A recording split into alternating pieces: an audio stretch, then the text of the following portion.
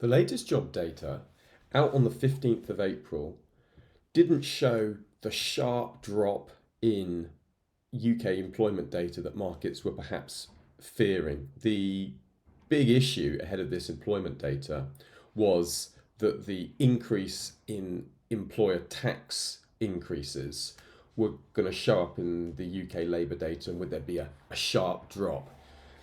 There isn't a sharp drop. There's a continued cooling, but nothing to alarm the Bank of England. You can see the employment change. Look, 206,000 jobs to the upside, surprising above the consensus of 170,000.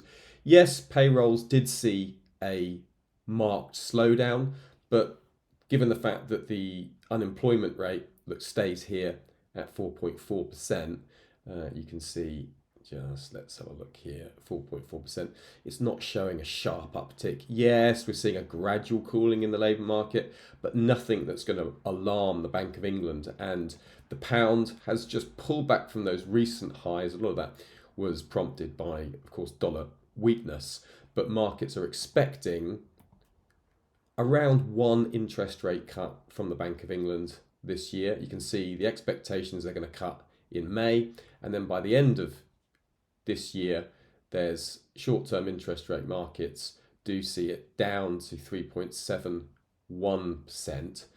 So they're seeing sort of three interest rate cuts in short-term interest rate markets, and I know some are expecting one interest rate cut a quarter through to the end of the year. So UK labour data, nothing to set alarm bells. If you look at the Bank of England's last voting history, you can see it was only Dingra who voted for a cut. The rest of the Monetary Policy Committee members happy to keep on hold for March's meeting, and short-term interest rate markets now see a further interest rate cut. And good news for UK mortgage holders and those who are going to be renewing their mortgages. Mortgage rates are coming down in the UK as markets turn towards a Bank of England who will be cutting interest rates moving forward. Big data, of course, for the UK will be UK CPI data. That is out on the 16th. And what we want to see here is a much steeper drop than expected. And if we see a steep drop in CPI, particularly that services data, that's expected to come in at 4.8%, down from the prior 5%.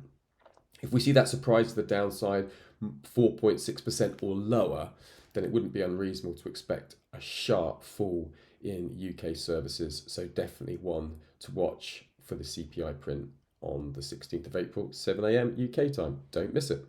Thanks for now.